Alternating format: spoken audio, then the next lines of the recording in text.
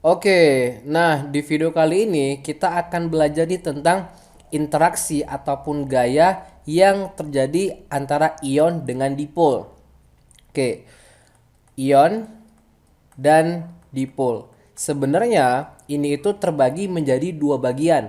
Bagaimana suatu ion berinteraksi dengan molekul yang bersifat polar. Yang kedua, bagaimana ion itu berinteraksi dengan suatu molekul yang bersifat nonpolar awalnya. Kemudian karena ada ion ini dia jadi bersifat polar dan memiliki kutub positif dan kutub negatif.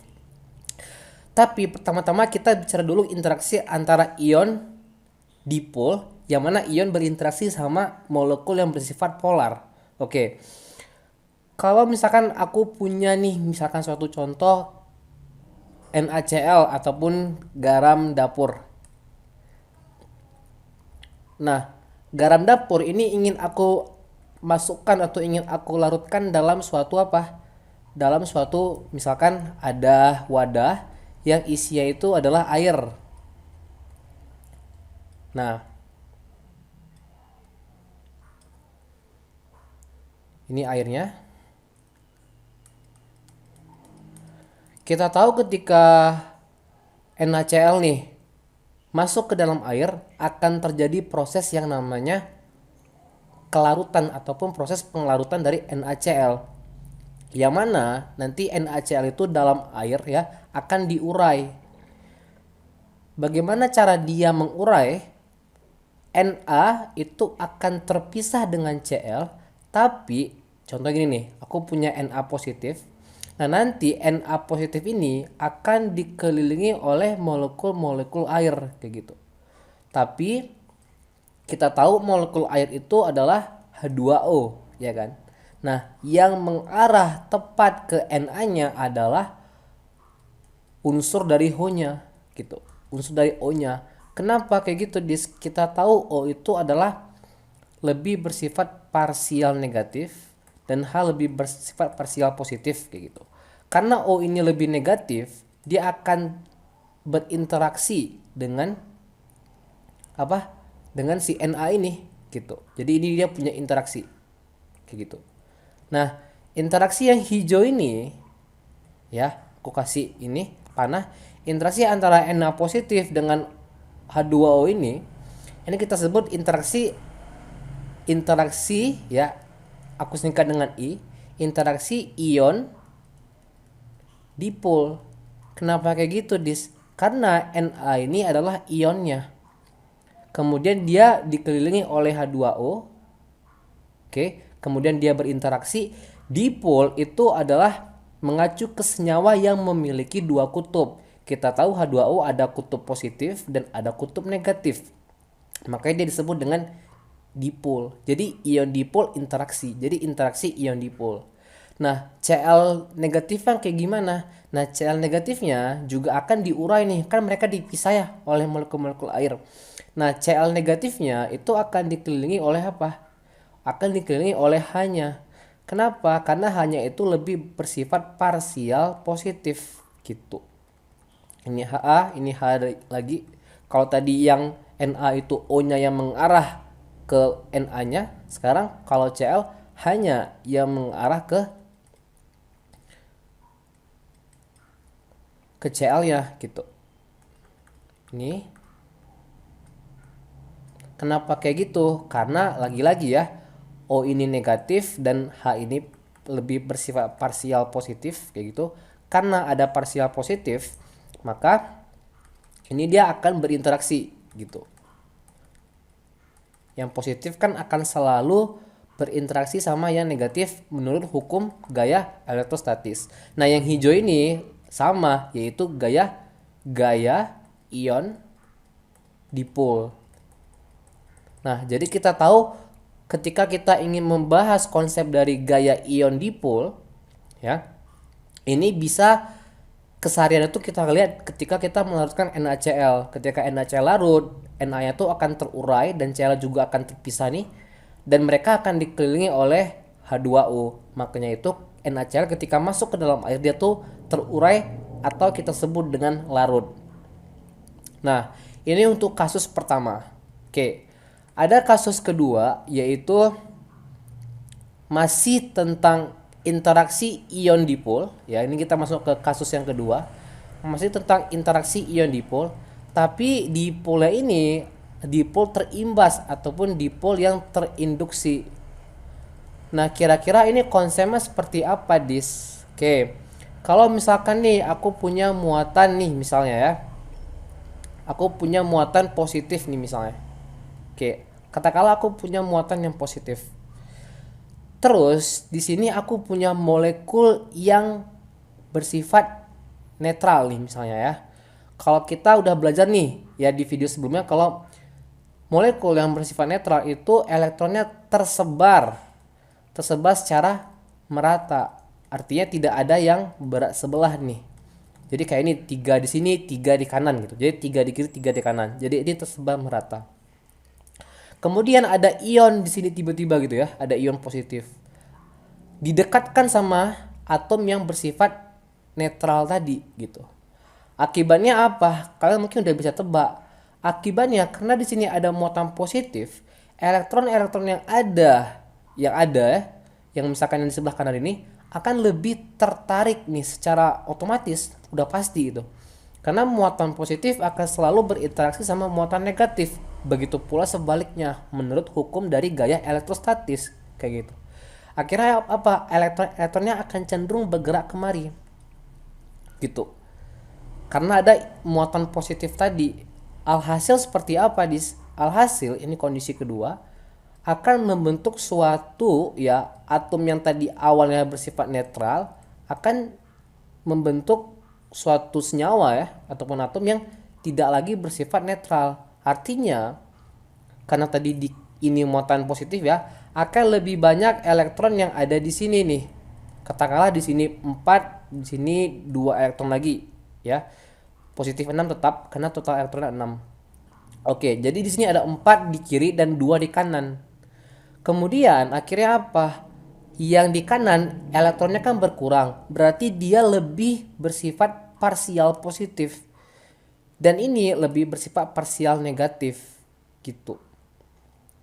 Karena adanya gaya dari muatan positif ini. Jadi elektron di sini lebih banyak, makanya dia lebih bersifat parsial negatif. Kemudian yang terjadi apa berikutnya? Akhirnya atom yang netral tadi akan membentuk suatu kutub. Ini muatan positifnya tadi dan akan membentuk suatu kutub yang mana ya yang ini menjadi parsial negatif, yang ini menjadi parsial positif akibat adanya kejadian ini nih. Terus mereka akan berinteraksi gitu. Karena positif akan berinteraksi sama yang negatif. Nah, inilah yang interaksi ini. Oke, interaksi yang ini nih kita sebut dengan gaya ataupun interaksi ya, interaksi ion kemudian dipol, tapi dipolnya itu terinduksi, terimbas bisa. Nah, inilah konsep dari interaksi ion dipol yang terimbas. Oke. Nah, yang perlu kalian tahu bahwa note-nya sini aku kasih ini tuh sifatnya apa? Sifatnya tuh adalah sementara, temporary. Kenapa temporary? Ketika muatan positifnya ini aku jauhkan nih misalkan kemari ya, maka kondisi berikutnya ini akan kembali lagi menjadi netral gitu. Kenapa? Karena yang menginduksi dia ya, yang menginduksi dia itu udah nggak ada, kembali lagi menjadi muatannya tuh tersebar secara merata. Yang mana kalau muatan tersebar secara merata dia tuh non polar ataupun netral gitu. Ini konsep dari ion dipol terinduksi. Oke, contohnya kayak gimana, Dis? Oke, kalau misalkan aku punya ion nih, misalkan Na positif ya. Nih Na positif. Terus ada molekul H2 nih, gas misalnya. Apa yang terjadi kalau gitu? Nah, elektron-elektron yang dipakai di H ini ya, ketika mereka berikatan akan lebih tergeser kemari. Ada force yang di sini. Akhirnya apa? Ya, of course di sini akan lebih bersifat apa? Parsial negatif kan? Karena elektron lebih bergeser kemari karena ada pengaruh dari Na positif gitu. Jadi sini lebih bersifat parsial positif dan mereka akan berinteraksi lagi gitu. Yang ini kita sebut dengan ion dipol terinduksi atau interaksi ion dipol yang terimbas. Oke. Itu aku harap kalian paham tentang konsepnya. Jadi kalau aku simpulkan ya, ada dua yang harus kita pelajari dari ion dipol. Yang pertama kita belajar tentang ion dipol, tapi dipol ini adalah molekul yang memang polar kayak gitu. Contohnya apa? Ketika kita belajar tentang konsep dari kelarutan. Oh, dari sini kita tahu, oh ternyata kelarutan itu konsepnya tuh seperti ini. Menggunakan konsep dari interaksi ion dipol. Kayak gitu. Oke. Yang kedua, itu ada ion dipol yang terinduksi. Ion dipol terinduksi awalnya ion didekatkan oleh suatu molekul yang bersifat netral. Kemudian ya, dia itu akan elektron itu akan tertarik gitu. Akibat adanya si ion ini. Kemudian akibat tertarik dia membentuk dua kutub dan terjadilah interaksi di sana. Yang paling penting apa? Sifatnya itu sementara. Kenapa sementara? Ketika ini aku jauhkan ionnya, ion positifnya, dia akan kembali netral. Oke, makanya sifatnya temporari. Kalau misalkan yang ini, itu sifatnya permanen. Kenapa? Karena ketika selama garamnya itu larut, ya udah dia akan selalu berinteraksi seperti ini. Kecuali kalau ada perlakuan dari luar gitu. Nah, sekarang aku ingin coba nih ngasih kalian pertanyaan ya. Kalau aku misalkan punya muatan Ni2 positif nih. Kemudian soalnya gini, Ni2 positif ini akan membentuk interaksi ion dipol dengan siapa gitu, dengan molekul mana gitu. Aku kasih pilihannya ada 4. Yang pertama kita boleh A di sini ya, H2. Yang B itu adalah CO2, yang C itu adalah CH4, yang D SO2. Oke, yang E ini adalah Cl2 nih misalnya. Kalian bisa jelaskan atau bisa kalian tahu apakah ini jawabannya nih yang mana nih? Oke, ini kita pindah aja takut tidak kelihatan. Yang E itu adalah Cl2. Kira-kira yang mana nih jawabannya? Oke, kalau kalian sudah punya jawaban, nah simpan dulu karena sekarang akan kita bahas. Yang harus kalian notice adalah di sini itu interaksi apa? Interaksi ion dipol. Tidak ada yang mengatakan interaksi ion dipol terimbas. Kalau interaksi ion dipol yang harus kalian pahami berarti dia interaksi antara apa? Ya ion dengan molekul yang polar. Gitu. Berarti di jawabannya ini tinggal kita cari mana yang bersifat polar. H2 karena unsurnya sama, gini nih. Otomatis mereka tidak ada perbedaan keelektronegatifan. Molekul-molekul yang terdiri dari unsur yang sama, maka ini akan bersifat nonpolar.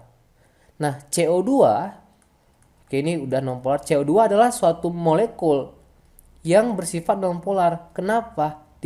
Walaupun ya C ini lebih elektropositif daripada O ini lebih elektronegatif, otomatis dia akan membangun suatu parsial positif dan parsial negatif, ada kutub-kutub di sana. Tapi jangan lupa elektron tertarik kemari dari positif ke negatif dan juga tertarik kemari. Karena itu mereka gayanya tuh saling meniadakan, makanya dia bersifat nonpolar. Kalian bisa cek nih di video aku tentang polar ya, molekul polar dan nonpolar. Di situ aku ada jelasin konsep dari momen dipol. Ya, bagaimana kita bisa menganalisa atau menentukan nih mana molekul yang bersifat polar dan mana yang molekul yang bersifat non-polar gitu. Kalian bisa cek di sana, ada videonya ya. Oke, CH4 berarti ini non-polar, CH4 itu juga non-polar. Hidrokarbon itu otomatis adalah nonpolar. SO2, nah ini bersifat polar. Oke. Cl2 lagi-lagi molekulnya sama. Jadi pilihannya itu adalah yang D, yang bersifat polar. Kalau misalkan mereka berinteraksi kayak gimana, Dis? Di sini Ni2 positifnya, di sini adalah S-nya, ya. Di sini O, di sini O. Oke. Nah, O itu lebih elektronegatif karena O itu secara sistem periodik di atas S, ya. Berarti ini lebih parsial positif. Interaksi yang terjadi itu seperti ini kira-kira. Yang diwakilkan oleh yang warna hijau ini. Oke. Sekarang kalau aku punya soal gini. Dari tadi kan kita ngomongin tentang yang bermuatan positif nih ionnya. Coba kita ngomongin yang muatan negatif nih misalnya. P3 min misalnya, P3 min. Sama, pertanyaannya akan membentuk